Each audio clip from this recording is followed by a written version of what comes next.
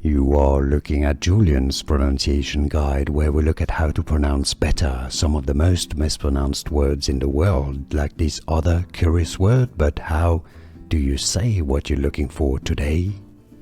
We are looking at how to pronounce the name of this city in Spain, as well as how to say more interesting names of famous places and cities around the country, so make sure to stay tuned to the channel.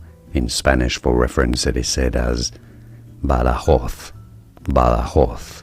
Stress on that last syllable. In English, it is generally said as Badajoz, Badajoz. I know it's very different, Badajoz, or in Spanish, Badajoz, located in Extremadura. And now you know.